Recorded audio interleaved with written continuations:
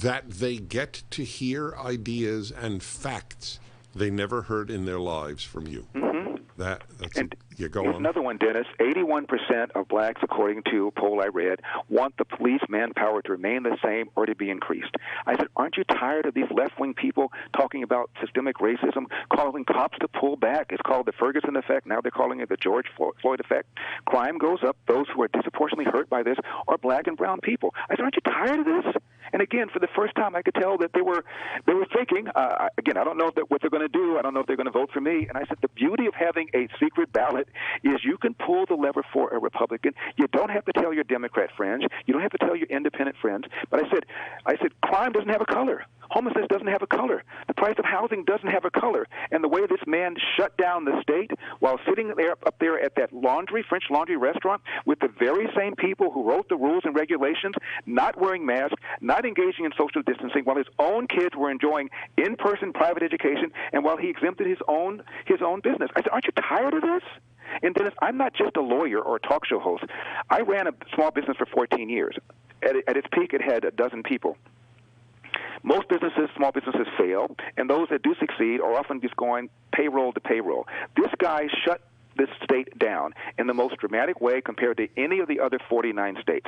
Who knows how many businesses were destroyed? Who knows how many hopes and dreams were destroyed? We're just now figuring it out because the bankruptcy courts have just now reopened, but it turns out that only about half of the jobs pre-pandemic have been restored in California as opposed to two-thirds statewide, a nation average. And I said to them, aren't you tired of this?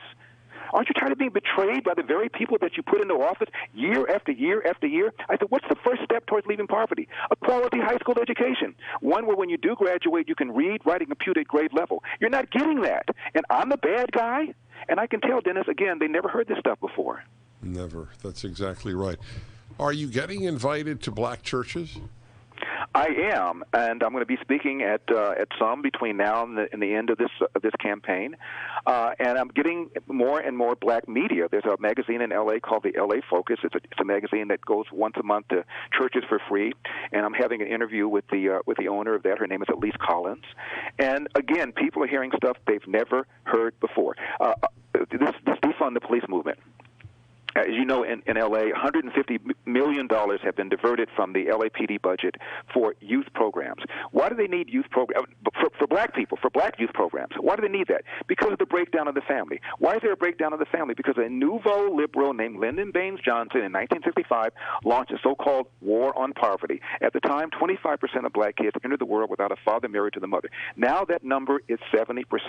And forget about elder. Obama said a kid raised without a father is 5 times more likely to be poor and commit crime, 9 times more likely to drop out, 20 times more likely to end up in jail. Now, they destroy the family, and then they want to pass a $150 million youth program to deal with the effects of what happens when you destroy the family. And I said to this black newspaper, connect the dots. Connect the dots. Who's on your side? God. It's so refreshing to hear you. Did you know that I made a big deal about this on my show? You were lied about in the LA Times by a columnist named Guerrero. Mm-hmm. I don't know if you saw the piece about you. Of course I saw the piece. Oh, no. I mean, there's a lot about you, thank God. I didn't know if you see it. All right, so fine. So you saw it. Did you see where she said, you twist facts? Yeah, and notice she didn't give an example of the facts that I twist. No, she gave an example of your facts that are facts. Yeah, no. So she out and out lied in saying Larry Elder twist facts. Right. And, you know, Dennis, here's what I always say. Somebody brought that up, and I said, pick up your magic wand. I think I've told you this before. Well, I love this line. America, go ahead. Yeah. And remove every smidgen of racism from the hearts of white America.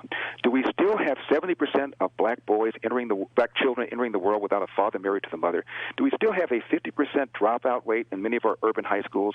And where kids do graduate, they cannot often read, write, and compute at grade level?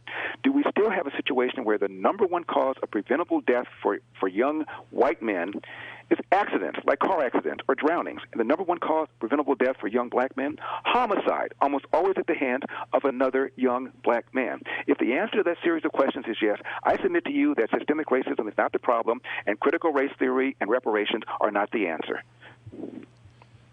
That's why they would never debate you. I mean, I would. I don't know how much I would give, but it would be a lot to have Governor Newsom appear on a stage with you. I have reason to believe that he is not smug about winning, but I may be wrong. What's your take? Well, all I know is that just today, the teachers union gave him $1.8 million. And a couple weeks ago, shortly after it was obvious I was going to enter the race, the SEIU union gave him $5 million. One of the reasons I mentioned about going to electelder.com is because he can raise and spend an unlimited amount of money, estimated that he'll spend at least $50 million, maybe even as high as $100 million to defeat me. I have expenditure limitations of $9 million, and I'm going to hit that. And after that, I urge people to spend the money for the two political action committees that push this recall election, because I cannot spend as much money as he's spending. And why would somebody outside of California care? Two reasons. As California goes, so goes the rest of the nation. We have supermajorities in both chambers of our legislature, in the Senate and in the Assembly, and the Democrats in Washington, D.C. would love to get to that level. The second reason is this. I have a lot of friends who live in places like Texas and Florida, Washington State, and they say, why do Californians leave and bring their politics with them? And the answer, Dennis, is because they haven't connected the dots. Not that they're stupid. It's that they're working. They're trying to get the DP to buy a house, and they don't realize that the connection between the left-wing people that they've been pulling the lever for and why the houses are so expensive, why the schools are so bad. So when Californians leave, don't you want them to at least know why they're leaving so that they don't pull the D when they come to your state? So for that reason, it's in your best interest for me to beat this guy. Well, it's like the question I keep posing. You see violent crime going up to epidemic levels, and you vote for the party that made it possible. That's right. Just the other day, Barbara Boxer, the former senator from California, Dennis, got mugged in Oakland. Her cell phone was taken. 3 days or 4 days earlier, the black police chief of Oakland held a press conference, and he was complaining about the amount of money that's being diverted from the budget. And so this is what's going on here, and these are the people that are on your side, and I'm the bad guy. It's just absolutely insane. And now he's imposing yet another coronavirus mandate. Get this. If you are a state worker and you haven't been vaccinated, they're going to test you once a week, and while you're at work, you have to wear a mask. Now, the whole point behind getting vaccinated, and I've been vaccinated, is that you're protected against people who've not been vaccinated.